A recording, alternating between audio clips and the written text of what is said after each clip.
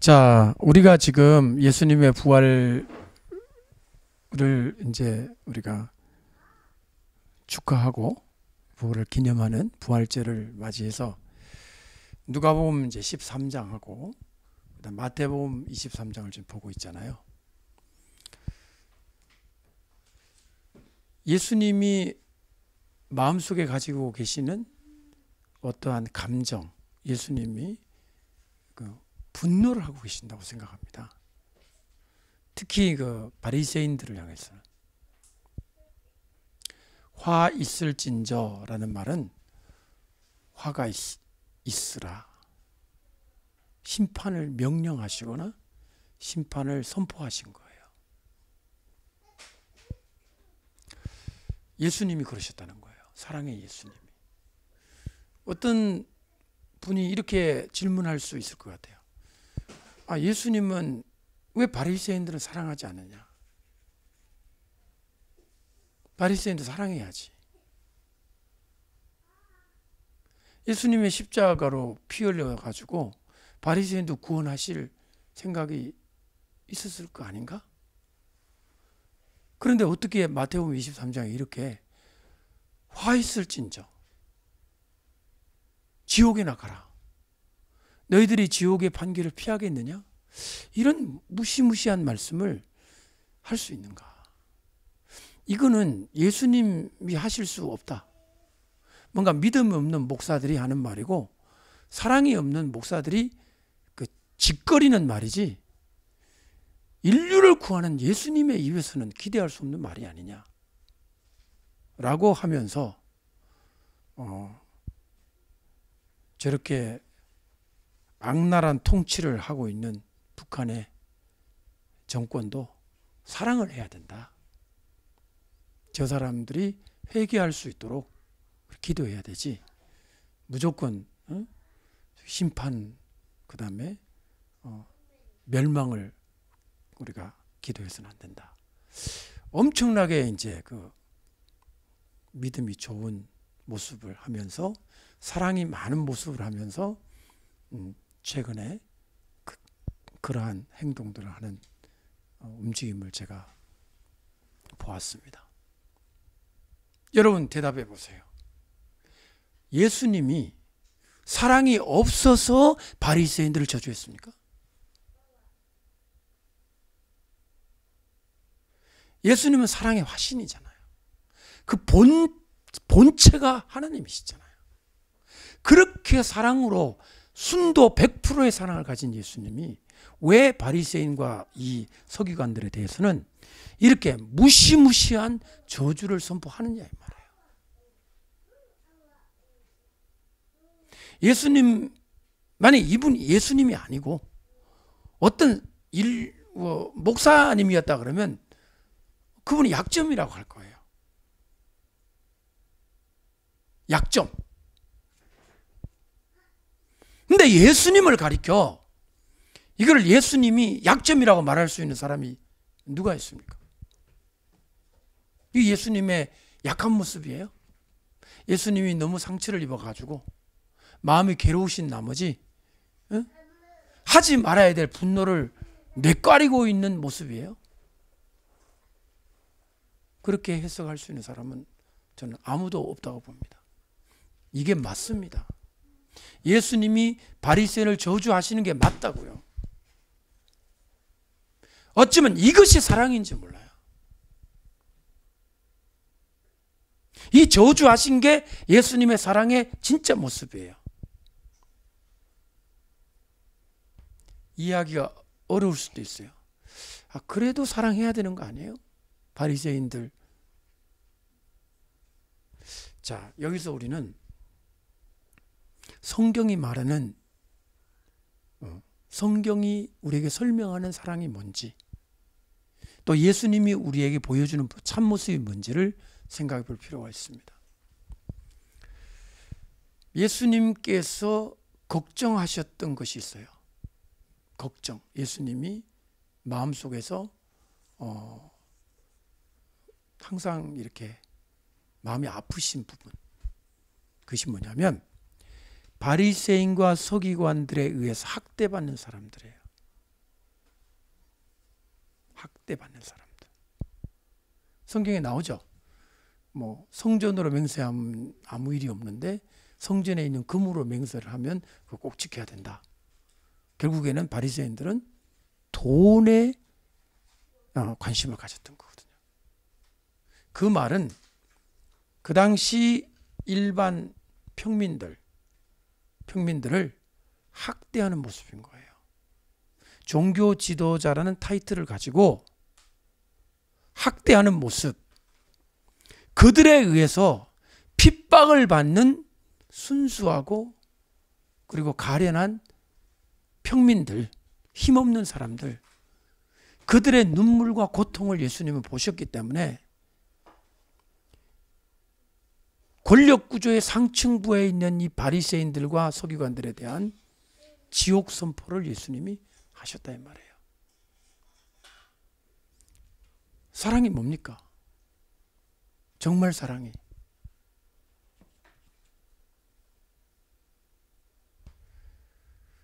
원래 베트남의 수도는 사이공이었죠. 사이공. 지금은 호치민 시도로 바뀌어졌습니다. 그래서 제가 미국 갔을 때는 미스 사이공이라는 유명한 그 뮤지컬이 있었죠. 저도 이제 그 뮤지컬을 보고 그랬는데, 자, 호치민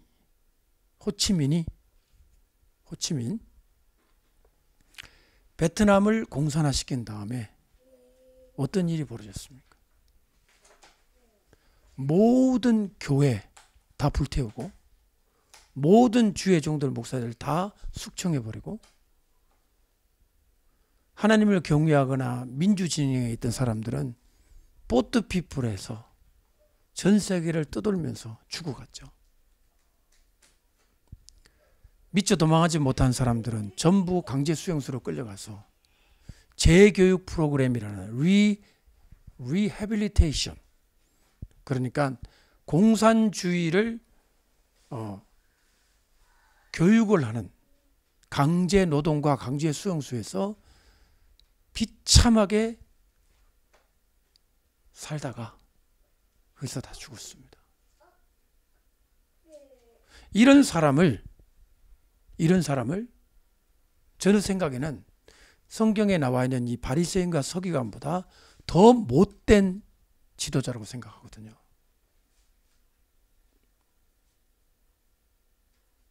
제가 무슨 얘기를 하려고 하는지 아실 겁니다, 여러분들이. 그러면 예수님이 보았을 때 그 당시에 예수님 당시의 지도자들을 어떻게 부르시느냐. 오늘 본문에 여우라고 부르고 있어요. 여우. 누구를 여우로 부르는지 아시죠? 바로 헤롯이 예수님을 죽이려고 합니다라는 이야기를 예수님이 듣고 예수님이 그 헤롯이라고 하는 지도자를 향하여 여우라고 불렀습니다. 이건 결코 존경스러운 언어가 아니에요. 예수님의 마음속에 있는 분노, 예수님 마음속에 있는 강력한 비판이 이 속에 숨어 있습니다. 그러면서 오늘 본문에서 우리가 이해할 수 없는 수수께끼 같은 말씀을 하세요. 여러분들 한번 보세요. 32절에 이르시되 너희는 가서 저 여우에게 이르되. 자, 보세요. 예수님을 이제 헤롯이 죽이려고 합니다. 그리고 소문이 나서 예수님한테 귀띔을 해주는 거예요. 아, 예수님 빨리 저 도망가세요. 여기를 떠나소서. 헤롯이 당신을 죽이고자 하나이다. 이런 이야기를 들은 거예요. 근데 예수님의 답변이 뭐냐면, 그래? 그 헤롯이 나를 죽이려고 해?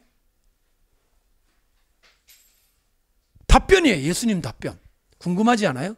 예수님을 죽이려고 한다는 소식을 듣고 그 헤롯이 참 나쁜 놈이구만 하든가, 아니면 예수님이 나는 죽음을 각오했다 하든가, 뭐 이런 이제 예수님의 그 씩씩하고 용기 있는 답변이 나오기를 기대해야 되는데, 수수께끼를 말씀하세요. 수수께끼.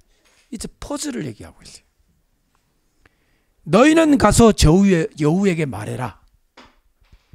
아니, 아니 예수님을 죽이려고 하는 이 헤롯한테 가서 뭐 말을 합니까? 예수님이 그러던데요. 이렇게 말하라고 하던데요. 그 내용을 한번 보세요.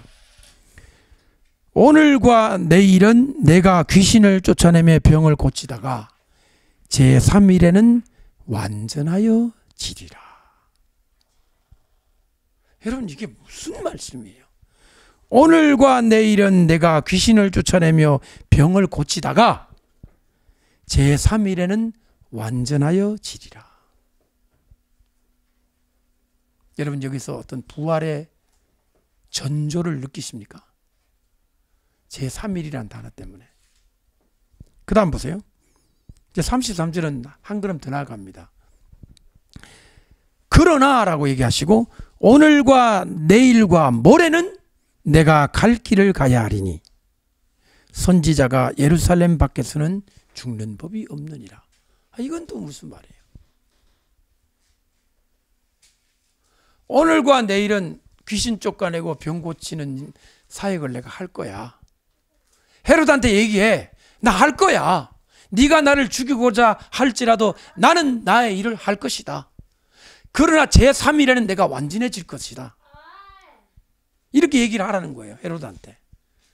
사람들이 이 말을 듣고 헤롯한테 가서 얘기했을까요? 헤롯 임금님, 예수님이 그러던데요. 오늘하고 내일은 병 고치시고 귀신을 쫓아내시고 제3일에는 완전해진다고 하십니다. 헤롯이 듣고 무슨 얘기야? 여러분도 이해 못하는 걸 헤롯이 이해하겠어요? 그런데 그걸로 끝내는 게 아니라 또 말씀하세요. 오늘과 내일과 모레는 내가 갈 길을 가야 하리니 선지자가 예루살렘 밖에서는 죽는 법이 없느니라. 여러분 분명히 32절과 33절은 같은 말이라고 저는 확신합니다. 같은 말을 두 번 반복한 것은 무슨 뜻이냐? 굉장히 중요하다는 겁니다. 그런데 내용이 다르잖아요. 하루 차이가 나잖아요. 32절에는 오늘과 내일은 일하실 거고 제3일은 완전해진다 이래 하시는데 33절은 오늘과 내일과 모레는 내가 갈 길을 간다. 3일 내내 갈 길을 가겠다는 겁니다. 내용이 다르잖아요. 제3일 있잖아요. The third day. 세 번째 날은 32절로 말하면 예수님이 완전해지는 날이에요. 그러니까 부활의 날이라고 볼 수 있는 거죠.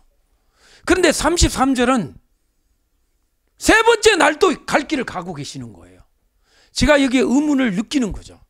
본문이 뭔가 문제가 있다. 제가 뭐로 찾아봤겠어요?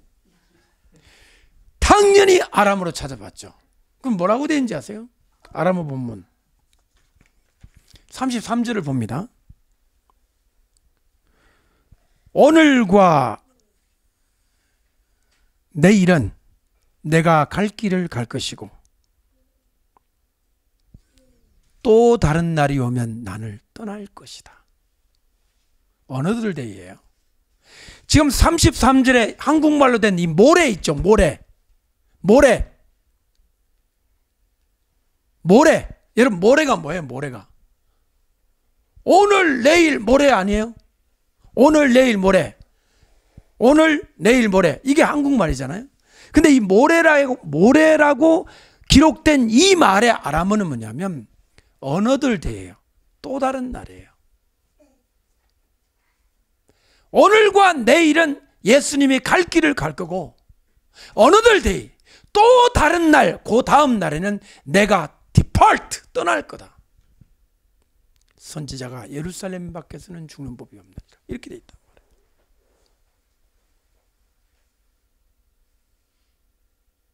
같은 말인 겁니다. 이틀은 예수님이 일을 할 거고 마지막 날 세 번째는 내가 완전해질 것이다. 여러분들 이 말을 예수님이 하시고 난 다음에 34절이 있습니다. 그 유명한 구절이죠. 예루살렘아 예루살렘아 이렇게 기록이 되어 있습니다. 따라합시다. 예루살렘아 예루살렘아 두 번 부르죠. 성경에 이 두 번 부를 때는 중요한 거죠. 두 번 부를 때. 여러분도 누구 이름을 두 번 부를 때는 그건 중요한 거예요. 예루살렘아 예루살렘아. 그리고는 이야기를 시작합니다. 이 이야기는, 예루살렘 이야기는요, 한마디로 말하면 멸망을 너희들이 한다는 거예요. 그러니까 두 가지 멸망을 예수님이 지금 얘기하고 계신 거예요. 아까는 백성들을 핍박하는 잘못된 지도자들, 바리새인과 서기관의 멸망, 저주, 심판, 지옥을 얘기를 하고, 예루살렘은 멸망을 하게 될 거고 너의 집이 황폐해 버림받을 거다. 둘 다 멸망이에요. 그런데 마음이 달라요. 마음이. 예수님 마음이 달라 보입니다. 저는. 어떻게 달라 보이느냐? 예루살렘 멸망하실 때는요, 예루살렘이 멸망하는 게 너무 슬프셔서 눈물을 흘리신 거예요. 바리새인 그 심판 얘기할 때는 예수님이 분노를 가지고 말씀하셨어요. 다른 겁니다. 예수님의 두 가지 감정이 있다는 거죠. 예루살렘을 향해서는 사랑과 긍휼, 이 바리새인들을 향해서는 공의와 심판을 가지고 말씀을 하셨습니다.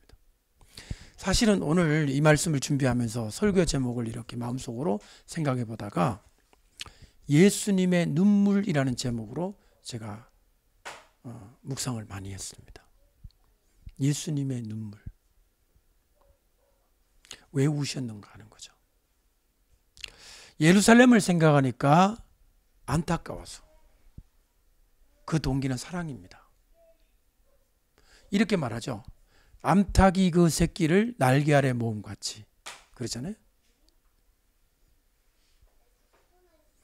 암탉을 보시면 병아리가 조그만 때 그 이렇게 날개 안으로 이렇게 모으잖아요. 시골에 계신 분들은 다 보셨을 거예요. 도시에 있는 분들은 암탉을 드시기만 하셨지 병아리가 자라는 걸 잘 못 보셨죠. 제가 이거 생각하니까 유명한, 제가 잊을 수 없는 생각 하나가 있습니다. 잠깐 옆으로 나가서 말씀드립니다. 한 목사님이 간증을 하셨어요. 그때 뭐 술 먹고 담배 피고 마약도 하고 인생을 완전히 이제 쓰레기처럼 살아가고 있는 한 이제 청년이었습니다.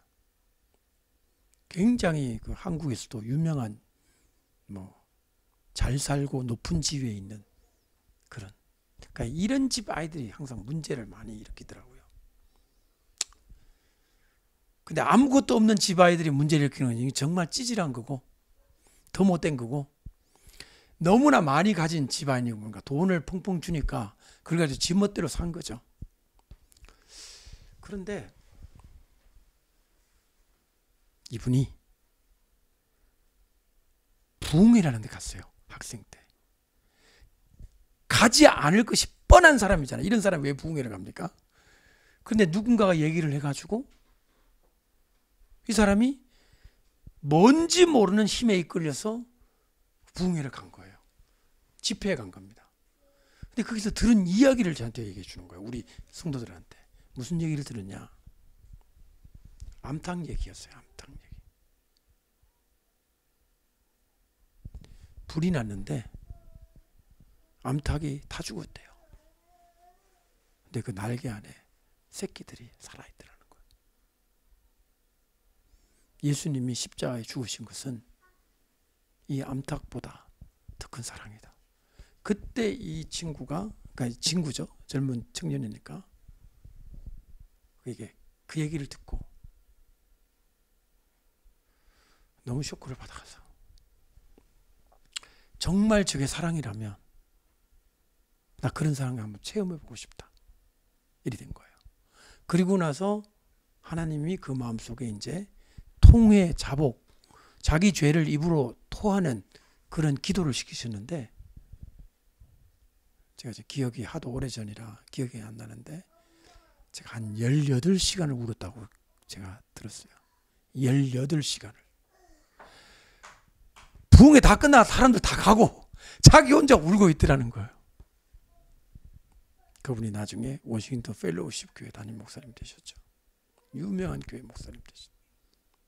그 얘기를 해주더라고요. 정말 암탉이 다 죽었는데도 새끼들이 날개 안에 살아있을 수 있는지 과학적으로 저는 잘 모르겠어요. 동물학적으로도 수의학적으로도 모르겠습니다. 어쨌든 그 이야기는 놀라운 이야기였던 거예요. 모성애. 제가 이번에도 송이랑 다니면서 자, 위험이 닥치면 당연히 송이를 살리고 나는 죽어야지. 차가 돌진해 온다 그러면 나는 차에 치고 송이는 민을 살려야지. 이거는 부모 된 자로서 당연한 거고 이건 선택이 아니라 필수다. 그런 생각이 들었고 하나님이 인간을 구원하실 때도 지금 예수님이 암탉이 새끼를 이렇게 한 것 같이 그렇게 사랑이 있으시다. 그런데 이 모은다는 표현이 있잖아요. 저는 다시 한번 생각해 봤습니다. 어셈블이거든요. 모으는 거. 다 불러 모으는 거잖아요. 이 본문을 자세히 보세요. 모으는 게 과연 이 분위기에 맞는 표현인지. 자, 34절 제가 봅니다. 예루살렘아 예루살렘아 선지자들을 죽이고 내게 파송된 자들을 돌로 치는 자여 이랬잖아요. 그러니까 예루살렘이 어떤 잘못을 저지르냐면 선지자를 죽여요. 그리고 예루살렘에 파송을 시켰어요. 하나님이 지혜 있는 자들과 서기관들을 보내서 가르치라고 했는데 그들을 돌로 때려서 쳐서 죽여요. 그러면 이런 예루살렘의 잘못에 대하여 예수님의 처방은 이래야 되지 않을까요? 암탉이 날개 아래 모은다는 말보다도 이렇게 해야 되지 않아요? 내가 너희들을 얼마나 많이 훈계했느냐라든지 내가 너희를 얼마나 알아듣게 설명을 하지 않았냐라든지 이렇게 해야 되는데 선지자 죽이고 또 돌로 치는 이 예루살렘을 이 문제를 해결하기 위한 예수님의 처방 방법이 좀 맞지가 않은 거예요. 이런 예루살렘을 암탉이 새끼를 모은 같이 모아? 너무 소극적이지 않나요? 이렇게 해야 되는 것 같아요. 제가 보기에는 이 너희들이 선지자를 죽여? 너희들이 파송된 자를 돌로 쳐? 이 나쁜 예루살렘아, 내가 길거리를 다니면서 확성기를 들고 얼마나 내가 가르쳤냐? 뭐 이렇게 얘기를 하든가 기적을 내가 행하지 않았냐? 이렇게 얘기를 하신 게 아니라 암탉이 제 새끼를 날개 아래 모은 같이 내가 너희의 자녀를 모으려 했다. 여러분, 선지자 죽이고 선지자 돌로 치는 자들을 모아야 됩니까? 모으기는 뭘 모아요? 선지자 죽이고 하나님 말씀 전한 자를 돌로 치는 이런 자들을 모으기를 뭘 모아요? 몽둥이를 가지고 막 정신이 버쩍 나도록 때려줘야지. 이게 안 맞는 거예요. 선지자는 선생이잖아요. 선생. 진리를 가르치는 선생 말입니다. 성경 선생. 성경 선생을 막 죽이고 하나님 말씀 전하는 자를 막 돌멩이로 던져가지고 막 머리에 홍나게 하고 하는 이런 잘못된 이 예루살렘 사람들을 모아요?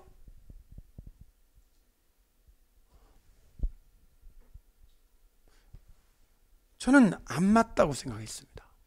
여러분은 어떤지 모르지만 저는 이게 잘 안 맞다라고 생각을 하면서 공부를 제가 해봤어요. 보니까 우선 날개란 단어가 없었습니다. 날개는요 한국말이 붙여진 거예요. 그냥 모으는 거예요. 암탉이 모으는 거니까 암탉은 모을 때 주로 뭘 가지고 모아요? 날개를 가지고 모으니까 한국 사람이 번역할 때 뭘 집어넣었어요? 날개를 넣은 거예요. 뭐 하일라우도 있는지 그건 모르겠지만 찾아보면 되겠지만 아람어에는 날개가 없습니다. 품으로 모은 거예요. 암탉은 팔이 없잖아요. 날개가 팔 대신 하니까 사람은 뭐로 모아요? 두 팔을 가지고 아이를 껴안잖아요. 그러니까 암탉한테는 날개가 뭐다? 팔이다.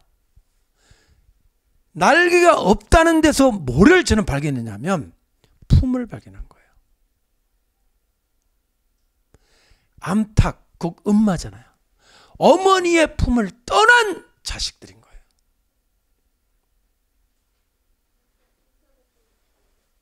어머니의 품을 떠났기 때문에, 어머니의 품을 떠났잖아요. 떠났으니까 선지자를 죽이는 거예요.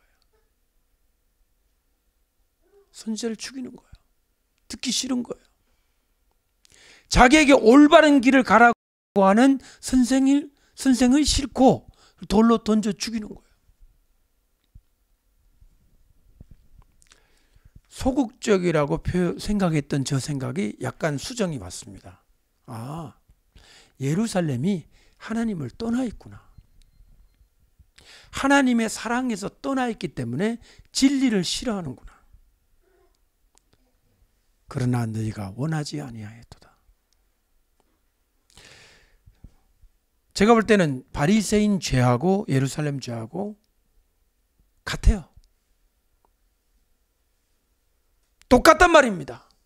선지자 죽이는 죄가 보통 죄입니까?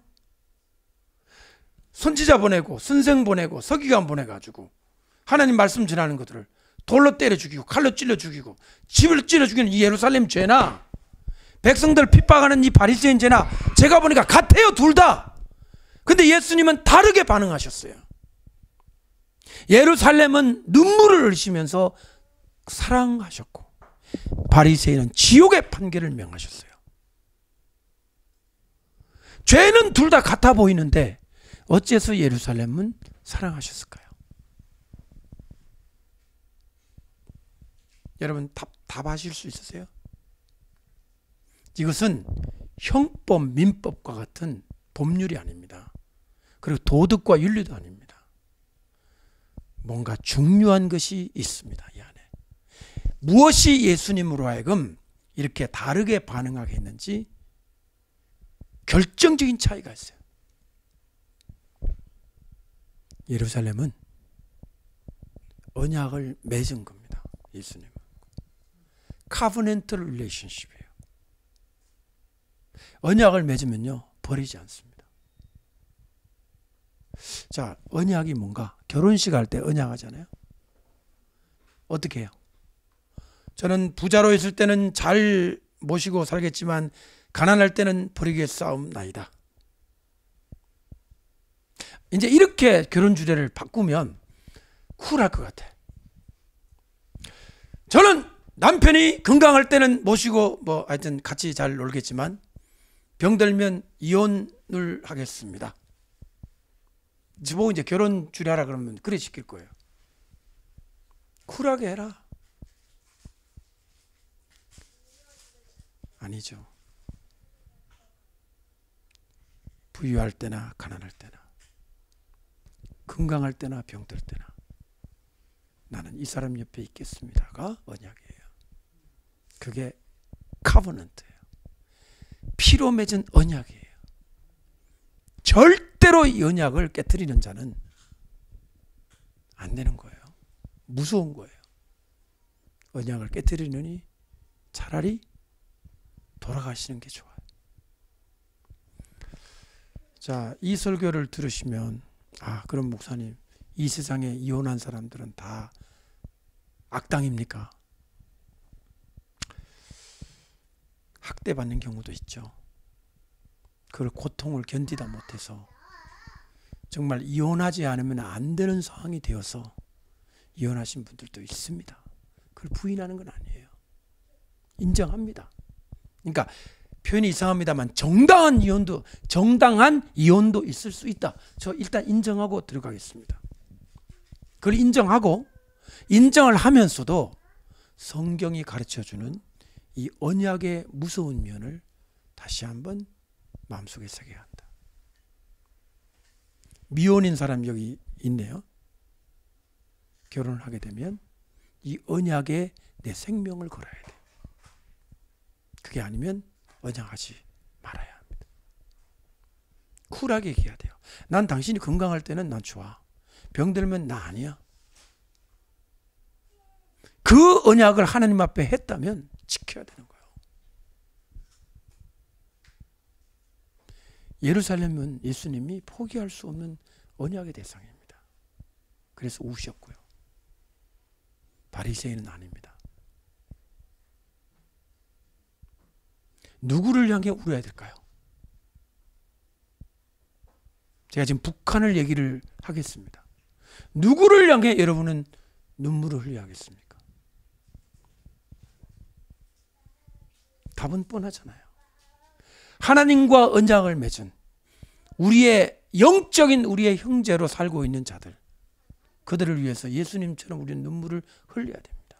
동시에 그들의 목을 잡고 핍박을 하고 있는 저 바리새인과 서기관 같은 탄압자들은 하나님 아버지, 하나님의 공의를 보여주시고 심판을 해달라고 우리는 선포해야 하는 거죠.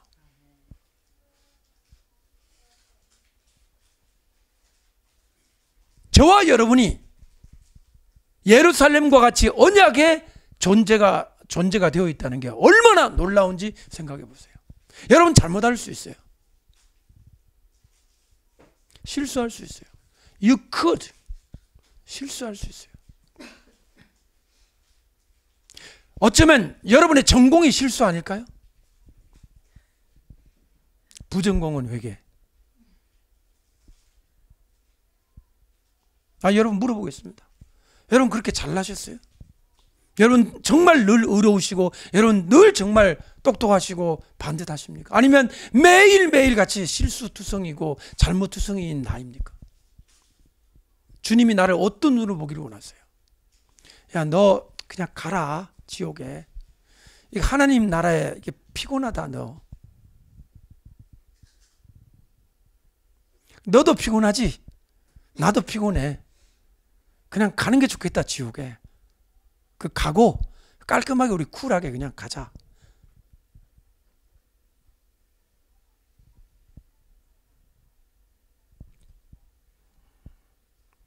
우리는 언약이 피로 맺어진 언약이에요. 예수님 십자가의 피로. 우리를 버리지 않으십니다.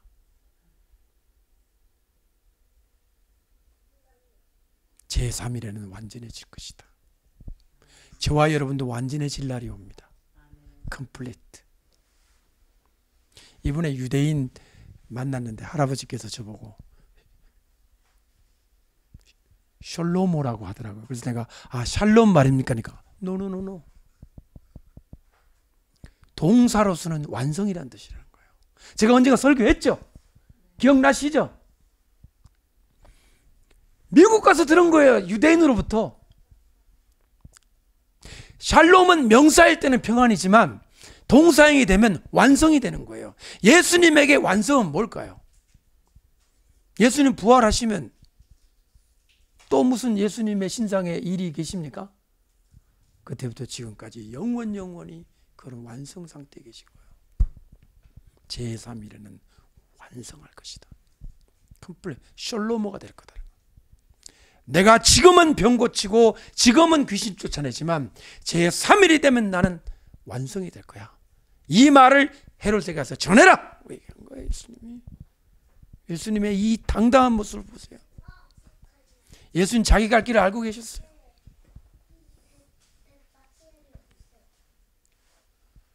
예수님의 제자라면 우리도 알아야 알지 않을까요? 우리가 어떻게 살아야 하는지, 무엇을 해야 하는지.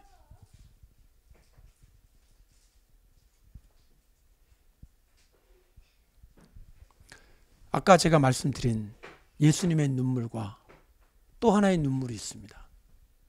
여인들의 눈물이에요. 예수님 십자가 밑에 따라갔잖아요. 4명의 여자들. 여러분, 눈물을 흘린다는 거는요, 표현을 한다는 거예요.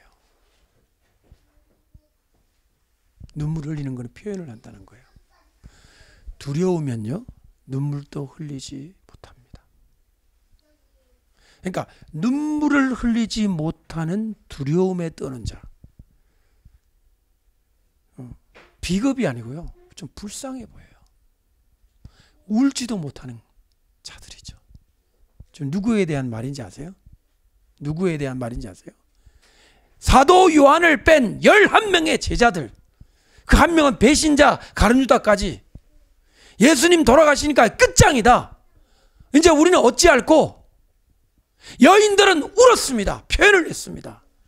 끌려가면 죽을 수도 있어요. 차가면 푹 찌르면 그냥 죽을 수도 있어요. 그러나 그 두려움보다도 더한 사랑 때문에 차라리 울면서 예수님의 발밑에까지 간 거예요. 근데 그 남성 제자들, 남자들은 울지도 못했습니다. 두려워서 말이죠. 표현을 못한 거죠. 표현을. 울지도 못하는 것들. 여러분, 정말 찌질하다는 이 표현이 정확히 어울리는 사람들입니다. 슬픈데 울면 끌릴까봐 울지 못하는 자들. 한심한 자들이죠.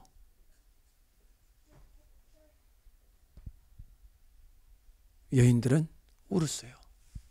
아마 제 생각에는 그냥 눈물이 흘렸을 겁니다. 막 이렇게 심각하게 생각 안 하고 그냥 예수님 어쩌면 좋아요. 그냥 울었을 거예요. 그냥 내려오는 눈물을 어찌할 수 없었을 겁니다. 그거 솔직했던 거죠. 그러니까 이렇게 격정과 슬픔과 눈물이 온 인격을 지배할 때는요, 두려움을 이깁니다. 뭐 죽지 뭐, 죽여라 그냥. 우리 예수님 돌아가시는데 그냥 나도 그 죽을란다. 그런 분위기 있잖아요. 근데 이 똑똑한 남자들은 어떻게? 야, 지금 도망가야 돼. 지금 여기 있다가는 큰일 나. 우리 남성들은 생각해야 됩니다. 남자들의 눈물이 아니라 누구의 눈물? 여인들의 눈물. 예수님과 예수님의 눈물과 여인의 눈물이 하나의 파이프처럼 통하고 흐르고 있다는 거예요. 여기에 그 도망갔던 제자들에 대한 엄청난 비난이 침묵의 상태로 우리에게 보도가 되고 있는 거예요. 제자들의 무능함과 이 당시 성령을 받기 전에 제자들의 이 비겁한 모습이 지금 고발 상태로 성경에 있다는 거죠. 흔히 사람들은 종말론 하면요, 현실 도피로 생각합니다. 종말론은 되게 가난한 사람들이 못 살겠다, 빨리 재림이나 있으면 좋겠다. 그러니까 종말론은 현실을 도피하는 찌질한 인간들이 믿는 특이한 교리로 생각합니다. 종말론.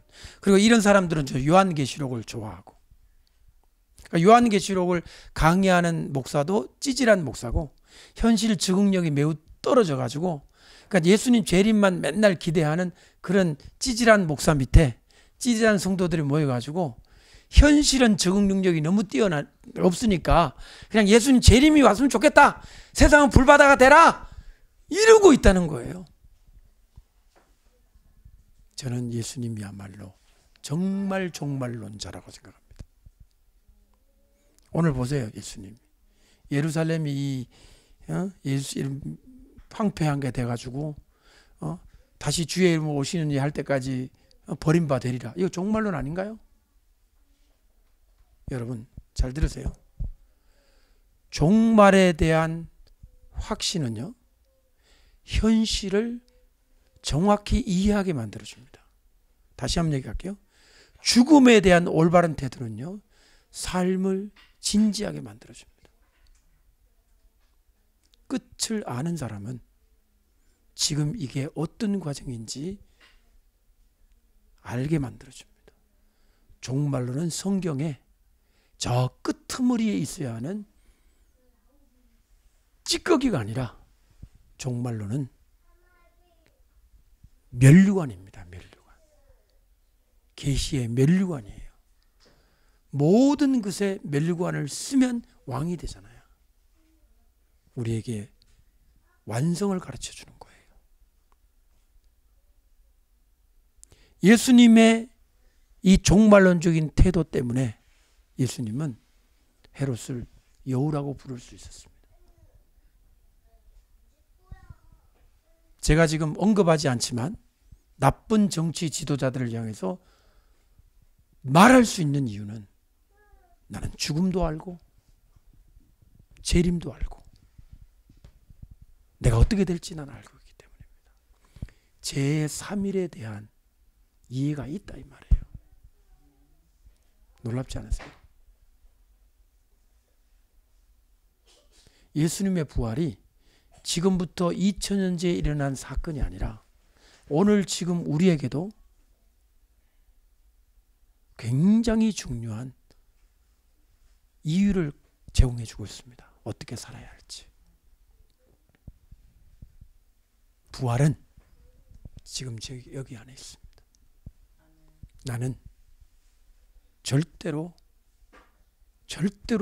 나는 버림받지 않고 주님의 사랑의 손 아래 내가 있고 나는 지금 부활의 상태에 있고 내 전공이 비록 실수고 내 부전공이 정말 회개일지라도 주님은 나를 버리지 않으신다는 것, 확신을 가지는 것. 이거보다 더한 확신이 어디 있겠습니까? 혹자는 말합니다. 이지아 목사는 포트피플 될까 봐 무서워 저런가 보다. 목사니까 잘못하면 끌려다니고 강제수용소 갈까 봐 무서워서 저런가 보다. 여러분 잘 들으셔요. 주님이 저한테 그게 필요하다면 저 갈 거예요. 그렇게. 포트피플이든 강제수용소든 저는 괜찮아요. 나를 염려하는 게 아니에요. 내 새끼들 염려하는 것도 아니에요. 내 집, 자식들, 내 아내, 우리 집을 염려하는 게 아니에요.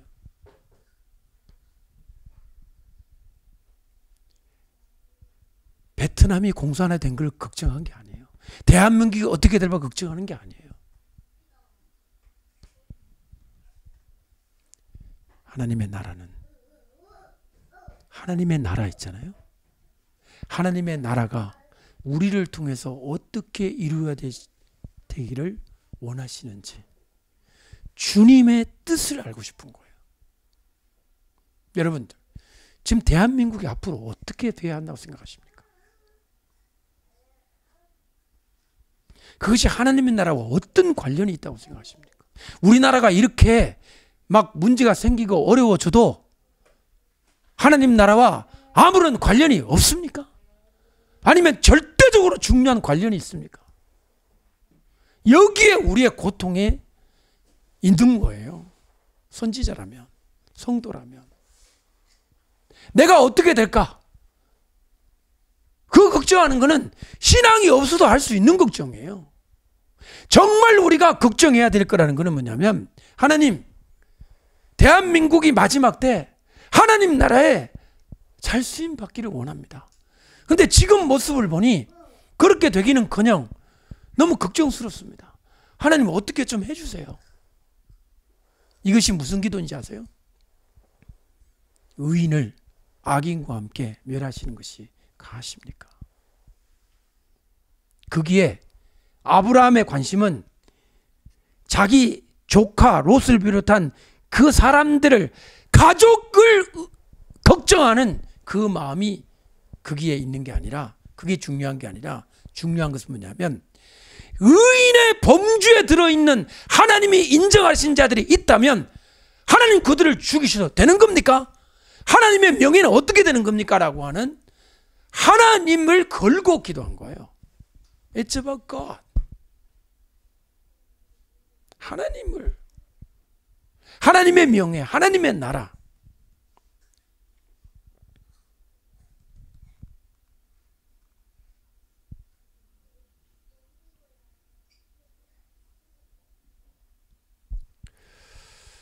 저는 수없이 생각합니다.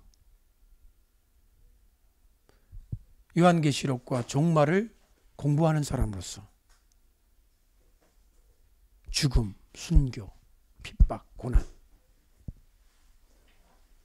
불필요한 상상들까지 많이 합니다. 이런저런 고문 종류들. 악몽도 많이 꿉니다, 제가. 이런 일을 나뿐 아니라 우리 성도들이 앞으로 겪게 될 텐데 하나님께서 힘 주셔야 되겠다. 그런 생각들. 자, 그러면 이런 종류의 생각과 이런 종류의 관심이 내 삶을 어떻게 만들 것 같아요?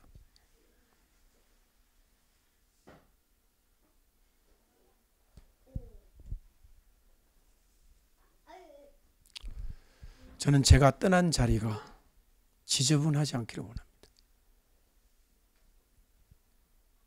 무슨 뜻이냐? 송이하고 나하고 여행을 하면서 여러 숙박지를 겪었잖아요. 저는 휴지를 쓰고 난 다음에 쓰레기통에 넣고 나와요.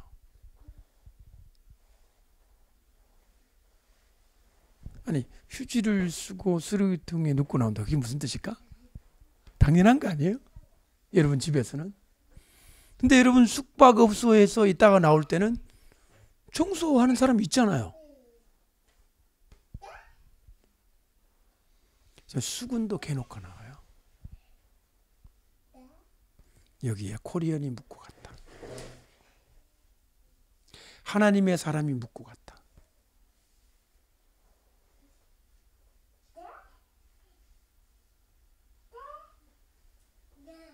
내가 살다 가잖아요. 이지아가. 살고 간 흔적에 마치 이 세상이 하나의 여관이라고 생각합시다. 나 떠났어. 근데 나중에 내가 가고 난 다음에 나의 모든 남아있는 물건들을 남아있는 유족들이나 제자들이 볼 거 아니에요. 이런 사람이었어? 이지아가? 이러면 안 되잖아요. 죽음에 대한 태도는 삶에 대한 태도를 가르쳐 줍니다.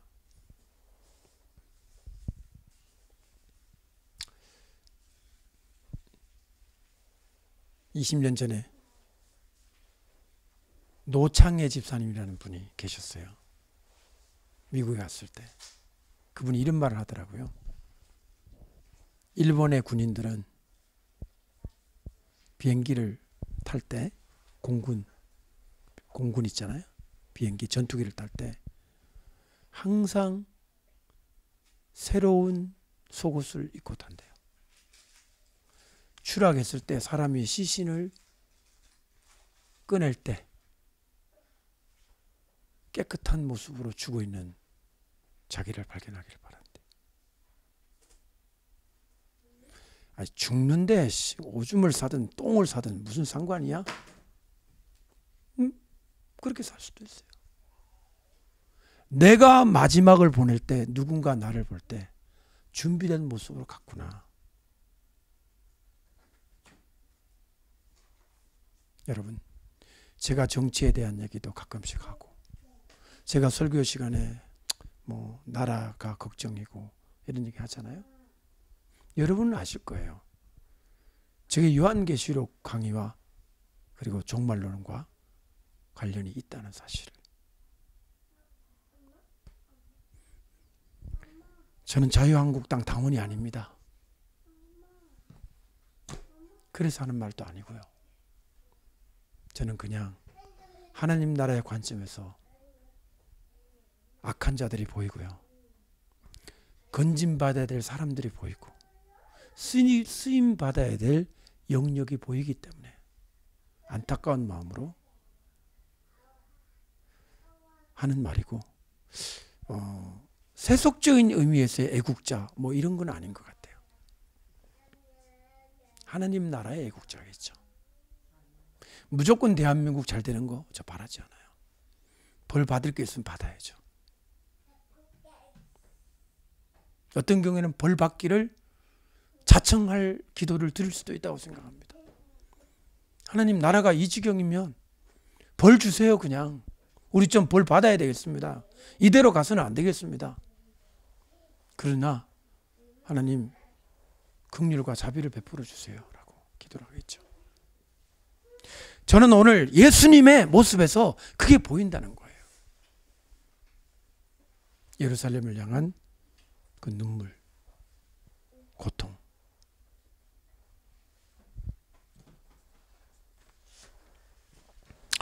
마지막으로 한 가지만 더 언급하고 말씀 마무리하겠습니다. 예수님이 이런 말씀하셨습니다.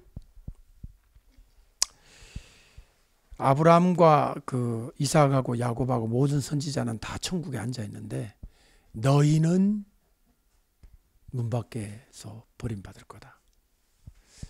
참 이 구절이 굉장히 무서운 구절이잖아요. 이 너희가 누구인가 하는 거죠. 예수님을 받아들이지 않는 그 당시에 이스라엘 백성들을 향해 한 말입니다. 그러면서 하시는 말씀이 사람들이 동서남북으로부터 와서 천국에 들어올 거다. 이게 동서남북이 그 이스라엘 동서남북이 그 이방 지역이잖아요. 그래서 예수님이 하신 말씀이 나중된 자가, 이 나중된 자가 이방인이에요. 나중된 자가 먼저 되고 먼저 하나님의 언약을 받았다고 하는 누구들, 유대인들은 오히려 꼴찌가 된다. 이 말은 문자 그대로 성취됩니다. 여러분 어떻게 되냐? 이스라엘 백성이 제일 먼저 이제 하나님도 알고 그랬는데 우리 요한계시록 공부하면 나오잖아요. 예수님이 재림하시는 그 모습을 보고 기차 떠난 다음에 말입니다. 기차 떠난 다음에라는 말 여러분은 아십니다. 무슨 기차? 부활과 휴거의 기차가 떠난 다음에 다 구원받고 올라간 다음에 유대인들은 예수님의 재림하는 광경을 보고서 다 끝난 다음에 맨 나중에 구원을 받는 거예요. 맨 나중에. 먼저 됐는데 그 사람들이. 먼저 된 그 사람들이 맨 나중에 예수님을 영접을 하고 오히려 나중에 예수님 믿기 시작한 우리 한국 뭐 이렇게 이쪽 지역 이방 지역 사람들은 부활과 휴거의 위대한 하나님의 역사에 참여하는 것입니다. 아무쪼록 저와 여러분들이 너무 우울해하지 마시고 부활의 현재를 믿으며 살아가시고 또 죽음과 종말과 완성을 알기 때문에 현재에 대한 태도가 반듯했으면 좋겠습니다. 정돈되지 않은 여러분의 모습이 있다면 반듯하게 나를 정돈하고 삶에 대한 태도, 모든 주변에 대한 태도가 정리된 모습으로 살아서 주님을 섬기는 자답게 항상 주님을 기쁘시게 하는 자 되기를 주님의 이름으로 축원합니다. 기도하겠습니다.